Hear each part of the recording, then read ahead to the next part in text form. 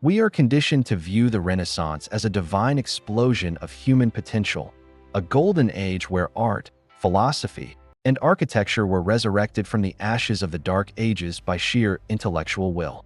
We look at the dome of the Florence Cathedral or the statues of Michelangelo and see the triumph of aesthetics. But this is a romantic lie. If you look at the ledger books instead of the paintings, a different, colder reality emerges. The Renaissance wasn't sparked by a sudden love for beauty. It was a liquidity event. It was funded by a criminal enterprise that technically shouldn't have existed. In 15th century Europe, the mechanism that powered this explosion, charging interest on money, was a mortal sin, punishable by excommunication and eternal damnation. It was illegal in the eyes of the church and the state. Yet, one family found a way to break God's law without getting caught.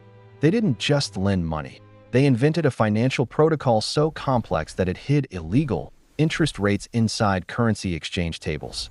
They turned the Vatican into their primary client while laundering the profits through the greatest art the world has ever seen.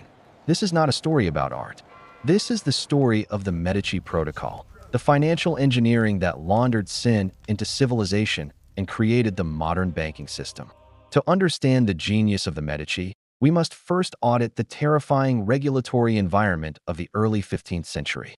In the year 1400, capitalism, as we know it, was effectively banned by the supreme regulatory authority of the Western world, the Catholic Church. The ban was on usury, defined strictly as charging any interest on a loan. This was not merely a civil regulation, it was a theological absolute. The logic, derived from Aristotle and codified by Thomas Aquinas, was that money was sterile. It could not breed. More importantly, interest was calculated based on time. Since time belonged to God, charging a fee for the passage of time was viewed as stealing from the Creator. In Dante's Inferno, written just a century prior, usurers were placed in the seventh circle of hell, suffering alongside blasphemers and sodomites. They were considered violent offenders against nature and God. For an aspiring merchant in Florence, this presented a catastrophic liquidity crisis. How do you allocate capital to high-risk ventures, like shipping wool to London or spices from the East, if you cannot charge a premium for the risk? The global economy was paralyzed by this dogma. You could lend money out of charity, expecting only the principal back, but that is not finance. That is philanthropy. Without a credit market, economies stagnate. Wealth remains locked in land and gold, unable to move to where it is most productive. This was the trap of the Middle Ages. The demand for capital was high, but the price of capital, interest, was legally fixed at zero. A black market naturally emerged, largely dominated by Jewish lenders who were not bound by canon law. But for Christian merchants like the Medici, the barrier to entry was absolute. To become a banker was to risk not just your assets, but your soul and your social standing. The Medici family, specifically Giovanni di Bicci de' Medici, realized that the only way to build a dynasty was to solve this engineering problem. They needed to manufacture a financial product that behaved exactly like a loan with interest, but looked, on paper, like something entirely different. They needed a loophole in the laws of God. The solution Giovanni di Bicci perfected was the bill of exchange, lettera di cambio. On the surface, this was merely a tool for international trade, a document allowing a merchant to deposit florins in Florence and withdraw pounds in London, avoiding the danger of carrying gold chests across the Alps. However, the Medici weaponized this instrument. The bill of exchange became the vehicle for concealing usury. Here is how the protocol worked. A merchant would borrow 1,000 florins from the Medici in Florence. But instead of writing a loan contract saying, "I will pay you back 1,050 florins in 6 months," which would be visible usury, the merchant would sign a bill of exchange. This bill stipulated that the merchant would repay the Medici branch in London in local currency, English pounds, at a later date. The trick was in the exchange rate. The Medici did not use the market spot rate. They set a proprietary exchange rate that factored in the interest they wanted to charge. If the market rate was 40 pence to the florin, the Medici might set the repayment rate at 36 pence. The difference between the two rates, realized when the money was converted back or rechanged, ricorsa, mathematically equaled an interest rate of 10% to 15%. To the eyes of the church inquisitors, this was not a loan. It was a currency transaction. It was speculation on the value of money, which was permitted, rather than the selling of time, which was forbidden. The interest was invisible, buried inside the conversion ratios. This was the dry exchange. It allowed the Medici to extend credit across Europe, charging significant interest rates, while maintaining the public facade of pious merchants. They had effectively invented the derivative. They decoupled the economic reality of the transaction, a loan, from its legal classification, a currency swap. This single innovation unlocked the liquidity of Europe. Suddenly, capital could flow from the cash-rich coffers of Italy to the developing markets of England and France, all fueled by hidden interest that technically didn't exist. With the mechanism in place, Giovanni di Bicci needed a client with enough volume to scale the bank from a local operation to a continental superpower. He found that client in Baldassare Casa, a man who would become the antipope John XXI. This was the ultimate high-risk, high-reward venture capital play. In the early 15th century, the Catholic Church was in chaos, split by the Great Schism with multiple claimants to the papacy.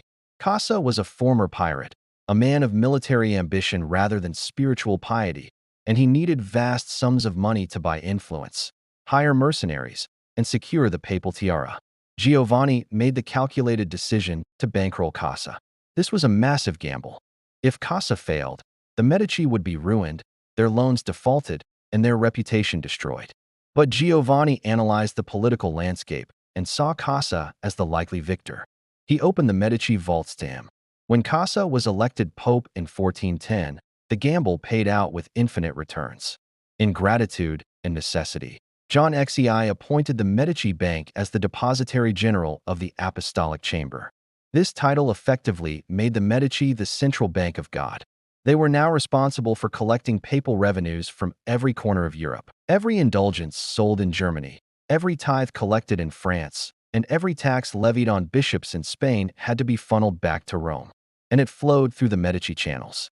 The sheer volume of cash flow was staggering.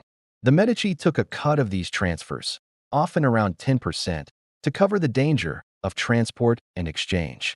But the real power was not the fee, it was the liquidity. The Medici now held the church's operating capital on their books. They could use these massive deposits to leverage their own lending operations before remitting the funds to Rome. They were practicing fractional reserve banking using the Pope's money. By backing a pirate who became Pope, Giovanni secured a monopoly on the cash flow of the largest institution in the Western world. The illegal interest rates were now protected by the very institution that banned them. As the bank expanded to Venice, Rome, Naples, London, and Bruges, Giovanni and his son Cosimo faced a new danger: systemic risk. In the medieval world, partnerships were traditionally unlimited liability structures. If a branch manager in London made a bad bet on wool futures and went bankrupt, the creditors could come after the assets of the home office in Florence. A single failure could pull down the entire empire. The Medici innovated a corporate structure that predated the modern holding company. They decentralized the bank. The Medici Bank was not one single legal entity. It was a federation of independent partnerships. The Florence office was the parent company. Each branch, London, Bruges, Rome, was legally incorporated as a separate partnership. The Medici family held the majority stake, usually over 50%, in each partnership, but the local branch managers were minority partners who invested their own capital. This achieved two critical financial objectives. First, it firewalled liability. If the London branch collapsed, it could be liquidated without legally contaminating the assets in Florence or Rome. The contagion was contained. Second, it solved the principal agent problem. Because the branch managers were partners who owned a share of the profits, they were incentivized to act prudently. They weren't just salarymen, they were equity holders. Cosimo de' Medici, taking over from Giovanni, sat at the center of this web like a spider. He remained a private citizen without official public office, yet he controlled a multinational corporation that operated above the laws of sovereign nations. He communicated with his branch managers through secret codes and ciphers, coordinating capital flows to exploit arbitrage opportunities between nations. If interest rates were higher in Naples than in Venice, Cosimo would direct the flow of reserves to Naples to capture the spread. This was quantitative analysis in an age of quill and parchment. The Medici were not just bankers, they were information brokers. Their network of couriers moved faster than royal messengers, giving them an information asymmetry that allowed them to price risk more accurately than any king or competitor. The accumulation of such grotesque wealth by a private family inevitably triggered a domestic immune response. Florence was a republic, ostensibly a democracy of guilds, but it was plagued by factionalism. The Albizzi family, the old aristocracy of Florence, viewed the Medici as dangerous upstarts who were buying the state. In 1433, the tension snapped. Rinaldo degli Albizzi manipulated the lottery system used to select the city's government, the Signoria, and had Cosimo arrested. The charge was vague, ambition to rise above the rank of ordinary citizen, but the intent was lethal. Cosimo was imprisoned in the tower of the Palazzo Vecchio, awaiting execution. This moment reveals the true power of the Medici Protocol. It wasn't just about money, it was about leverage. While sitting in his cell, fearing poison, Cosimo managed to bribe his jailer to smuggle messages out. He didn't call for an army, he called for his ledgers. He authorized a massive bribe to the officials, converting his capital into immediate political survival.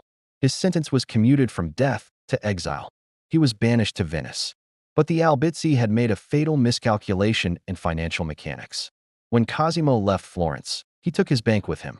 He effectively engaged in a capital flight. The liquidity of Florence dried up overnight. Credit markets froze.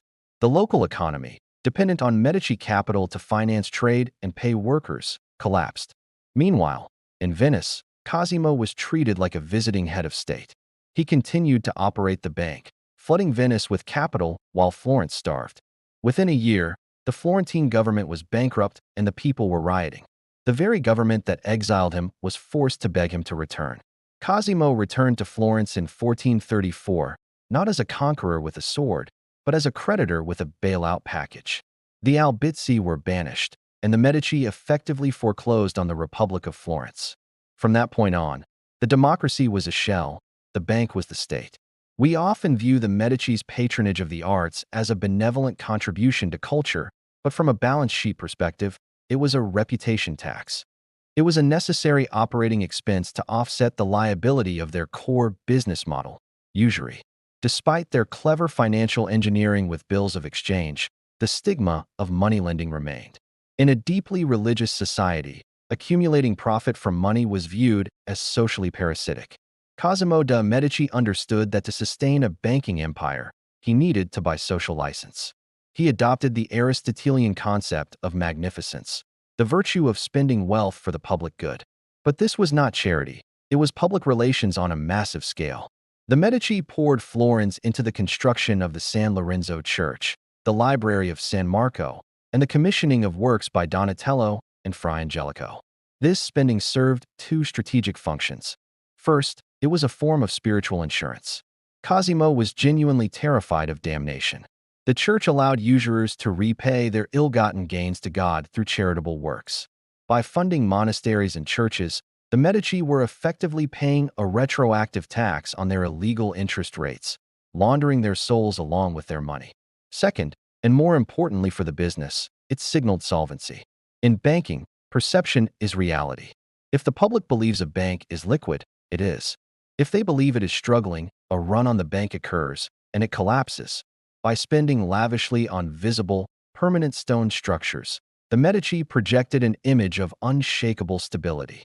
A bank that can afford to build a cathedral does not look like a bank that is about to default. This strategy culminated in the Adoration of the Magi by Botticelli. In this painting, the Medici family members are depicted as the biblical kings visiting Jesus. This was the ultimate branding exercise. They literally painted themselves into the Bible, positioning their dynasty not as sinful usurers, but as holy kings ordained by divine will. This visual propaganda was essential for maintaining the confidence of their depositors. The art was a shield that protected the ledger. While the Medici mastered the art of managing public perception in Florence, their international branches faced a much more dangerous counterparty, the sovereign. The cardinal rule of banking is to lend against collateral that can be seized. Merchants have ships and wool. Kings have armies and immunity. The London branch of the Medici Bank fell into the classic trap that has destroyed financial institutions for centuries: the allure of lending to the government. The branch managers, seeking favor and high returns, extended massive lines of credit to King Edward IV of England to finance his side of the Wars of the Roses. On paper, the loans looked profitable. The king promised to repay the Medici by granting them a monopoly on the export of English wool, a highly lucrative commodity. It was a debt-for-equity swap. The Medici would forego immediate repayment in exchange for control over the supply chain of the raw material that fueled the Florentine textile industry. However, this exposed the bank to sovereign risk. When a merchant defaults, you take him to court. When a king defaults, there is no higher authority to appeal to. Edward IV had no intention of paying the full principal.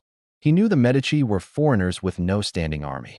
Furthermore, the Wars of the Roses were a period of extreme volatility. Regime change meant that debts incurred by one monarch might be repudiated by a successor or rival. The London branch managers had violated the strict operational codes set down by Giovanni di Bicci, who had warned against lending to nobility. They became over-leveraged in a single, unenforceable asset class, royal debt. The result was catastrophic. The London branch became insolvent. The assets on their books, promises from the king, were worthless. The Medici were forced to write off huge sums, effectively subsidizing the English Civil War. This failure highlighted a structural weakness in the Medici Protocol. Their financial engineering worked on rational economic actors, but it crumbled when faced with the irrational and absolute power of the state. Despite the losses in London, the Medici secured a different kind of monopoly that would generate risk-free cash flow for decades: the Talfa alum mines. Alum was the semiconductor of the 15th century. It was a chemical fixing agent essential for the textile industry. You could not dye high-quality wool or silk without it. For decades, the only source of high-grade alum was in Turkey, controlled by the Ottoman Empire. This meant European industry was dependent on paying the infidel for its most critical raw material. In 1461, vast deposits of high-quality alum were discovered in Talfa, within the Papal States. This was a geological miracle. The Pope now controlled the supply of the most strategic resource in the European economy. The Medici immediately moved to secure the management contract. They signed an agreement with the papacy that gave the Medici Bank the exclusive right to mine, transport, and sell Talfa alum. In exchange, they paid the Pope a significant royalty. This was not just a business deal, it was a cartel enforced by God. To protect the high price of Talfa alum, the Pope issued a bull excommunicating anyone who bought alum from the Turks. The Medici effectively utilized the spiritual weapon of excommunication as a trade tariff. They eliminated the competition not through better pricing, but through theological prohibition. The revenue from the alum cartel was staggering. It provided a steady stream of liquidity that covered the losses from the lending divisions. The Medici verticalized the supply chain. They financed the production of wool in Florence, and they controlled the chemical required to finish it. They owned the financing, the logistics, and the raw materials. This monopoly allowed the bank to stabilize its reserves even as the next generation of family leadership began to lose its edge. Great financial dynasties rarely survive the third generation intact. The hunger that drives the founder usually dissipates into complacency by the time the grandsons inherit the ledger. This phenomenon hit the Medici with the rise of Lorenzo de' Medici, known to history as the Magnificent. While history remembers Lorenzo as a poet, a diplomat, and a patron of Michelangelo, financial history must judge him as a negligent CEO. When Lorenzo took control in 1469, he had little interest in the boring, gritty details of double-entry bookkeeping. He was a prince in all but name, focused on geopolitics and aesthetics.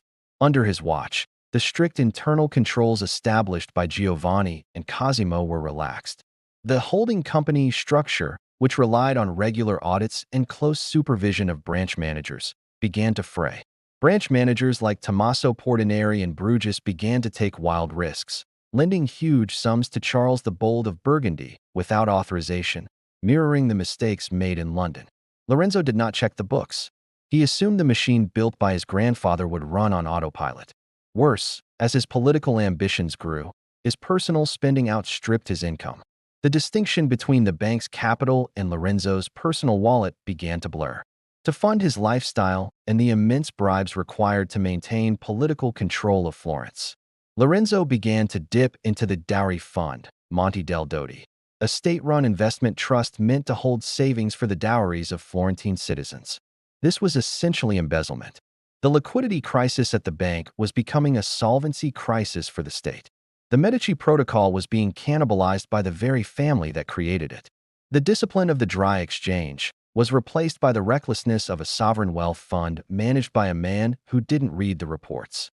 By 1478, the weakness of the Medici Bank was an open secret among the financial elite of Italy. The sharks began to circle.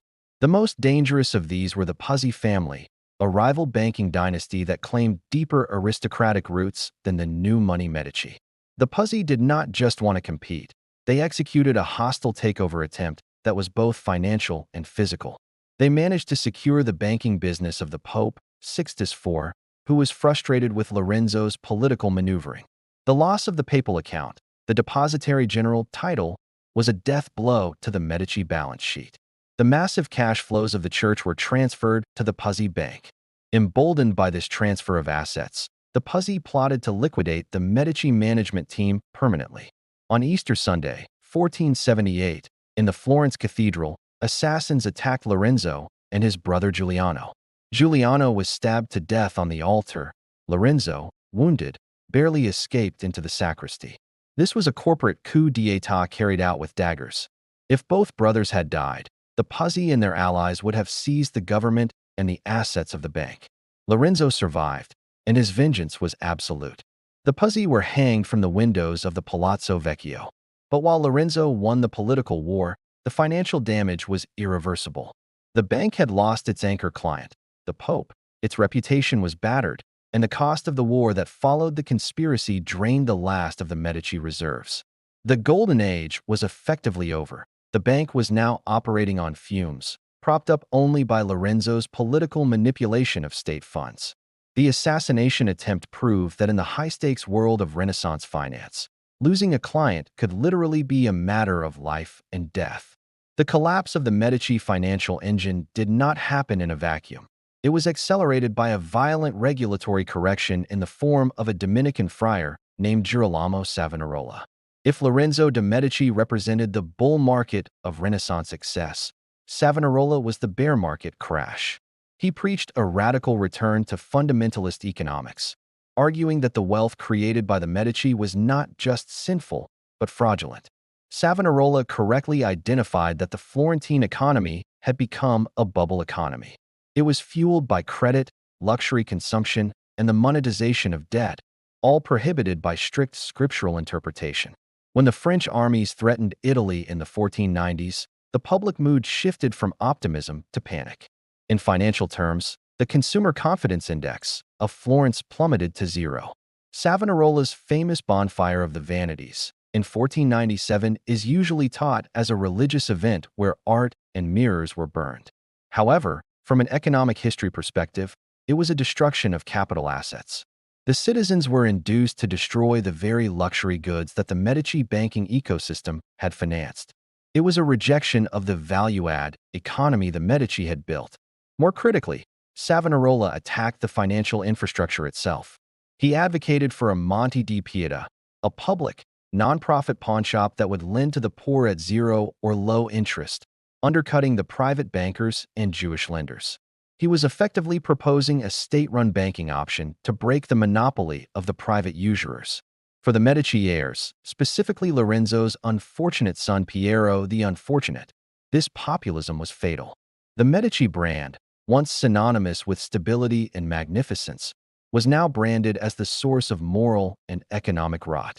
The social contract that Cosimo had purchased with his magnificence tax was null and void. The people no longer saw the cathedral as a gift, they saw it as a bribe. When the political winds shifted, the bank had no reserves of goodwill left to draw upon. The regulatory environment had turned hostile, and the Medici were evicted from the city they had bought. In 1494, the Medici Bank ceased to exist as a functional global entity. When the French King Charles VIII marched into Florence, Piero de' Medici fled, and the mob sacked the Medici palace. But the mob found something surprising. There was very little gold to steal. The audit of the Medici Bank's final days reveals a textbook case of corporate insolvency. The bank had been hollowed out. The massive profits of the early 15th century had been drained by three main factors: the neglect of the managers, the excessive personal spending of the family, and the accumulation of bad sovereign debt. The bank in 1494 was essentially a Ponzi scheme relying on new deposits to pay off old obligations. The liquidity was gone. When the assets were seized and liquidated by the new Florentine government to pay creditors, they found that the accounts receivable were mostly uncollectible bad debts from princes and kings. The sheer scale of the collapse is instructive. The branch in Bruges was shuttered. The London branch had already failed. The Milan branch was owed thousands by the Sforza family, who never paid. The physical assets, the art, the palaces, the gems, were auctioned off to pay the family's debts. This marks a crucial pivot point in the history of the family. The Medici Bank, as a commercial institution, was dead. The era of the Medici as merchants was over. If the family was to survive, they could no longer rely on the honest trade of bills of exchange or the dry exchange loophole. The commercial market had rejected them. They needed a new business model, one that did not rely on market forces or commercial risk. They needed to capture the regulatory authority itself. They needed to stop being bankers and start being rulers. The failure of the bank forced the family to pivot entirely to politics. They realized that the ultimate hedge against bankruptcy was not gold reserves, but the ability to write the laws and tax the population. The Medici recovery strategy was a masterpiece of long-term asset allocation. Decades prior, Lorenzo the Magnificent had made one investment that defied the typical banking portfolio. He invested in his son, Giovanni. At age 13, through massive bribes and political pressure, Lorenzo had Giovanni appointed as a cardinal. This was not a religious calling. It was a strategic placement of a family asset inside the board of directors of the Catholic Church. In 1513, that asset matured. Giovanni de' Medici was elected Pope Leo X. Suddenly, the Medici didn't need a bank. They were the Vatican. They controlled the treasury of St. Peter. Leo X is famously quoted as saying, "God has given us the papacy, let us enjoy it." And he did. But financially, he operated the papacy exactly like a distressed private equity firm. The Vatican treasury was empty due to wars and mismanagement. Leo X needed liquidity to fund his lavish lifestyle and the construction of the new St. Peter's Basilica. His solution was to securitize salvation. He aggressively expanded the sale of indulgences. From a financial engineering standpoint, an indulgence was a brilliant product. It had zero cost of goods sold, COGS. It was a piece of paper that promised the buyer reduced time in purgatory. The inventory was infinite, the merits of the saints, and the demand was high, fear of hell. Leo X franchised this operation. He utilized the Fugger Bank of Germany, who had replaced the Medici as the premier bankers of Europe, to handle the logistics. The Fuggers would advance cash to the Pope, and in return, they would keep a percentage of the indulgence revenue collected by preachers like Johann Tetzel. This was the Medici Protocol applied to religion. They had once hidden interest rates inside currency exchanges. Now they hid revenue generation inside spiritual absolution. This aggressive monetization of the faith was so successful financially that it triggered the ultimate market disruption: the Protestant Reformation. Martin Luther's 95 Theses were essentially a shareholder revolt against the corrupt financial management of the Vatican. After the chaos of the Reformation and the sack of Rome, the Medici returned to Florence, but the pretense of democracy was gone. In 1537, a young member of a cadet branch, Cosimo I, rose to power. He was not a banker. He was a statist. Under Cosimo I, the Medici became the Grand Dukes of Tuscany. They formalized their transition from private oligarchy to absolute monarchy. This shift changed their relationship with money fundamentally. A banker lives by the spread between interest rates. A duke lives by the tax rate. Cosimo I implemented a rigorous, centralized economic policy. He didn't just manage wealth, he directed the state's economy. He developed the port of Livorno to bypass the bottlenecks of the old trade routes. He created state monopolies. But the most ironic legacy of this period was the institutionalization of the Monte di Pietà, the very institution Savonarola had championed. The Medici absorbed this concept and turned it into a tool of state finance. They encouraged the nobility to deposit their capital into these state-run funds in exchange for a guaranteed 5% return. This was the birth of the public debt in Tuscany. The Medici transformed the erratic, private lending of the 15th century into a stable, government-backed bond market. They realized that it was safer to borrow from their own citizens, making the citizens invested in the survival of the regime, than to borrow from foreign kings. The Medici Protocol had evolved. It was no longer about hiding usury. It was about integrating finance into the state apparatus. The Grand Duchy of Tuscany became a model of the modern bureaucratic state, where finance, administration, and justice were centralized under one executive. They retired the ledger books of the bank and replaced them with the tax rolls of the duchy. They proved that the ultimate accumulation of capital is not money, but sovereignty. When we walk through the Uffizi Gallery today, we are walking through the liquidated assets of the Medici Bank. Every statue, every painting, every cornice is a receipt from a transaction that occurred 500 years ago. The story of the Medici is the story of the invention of modern finance. They were the first to understand that money is not just a coin, it is a technology. They engineered the first derivatives to bypass regulations. They created the first holding companies to manage risk. They understood the power of too big to fail for centuries before the 2008 financial crisis. The Medici Protocol, the method of using complexity to mask the true cost of capital, is still the operating system of the global economy. When you look at offshore tax havens, complex currency swaps, and the interaction between Wall Street and Washington, you are seeing the ghost of Cosimo de' Medici.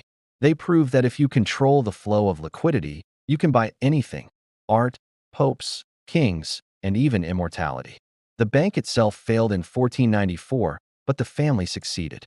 They escaped the ledger and entered the history books. They showed us that while money is sterile and cannot breed, as the church claimed, it can, if managed with enough ruthlessness, buy you a legacy that lasts forever. So the next time you pay interest on a loan or exchange currency for a trip, remember, you are using the tools forged in the backrooms of 15th century Florence. Designed by a family who looked at the laws of God and man and decided they were merely suggestions. If you want to understand the other family that replaced the Medici and bankrolled the Spanish Empire, check out this video on the Fuggers, the bankers who had the power to elect emperors. Click here to see how they make the Medici look like amateurs.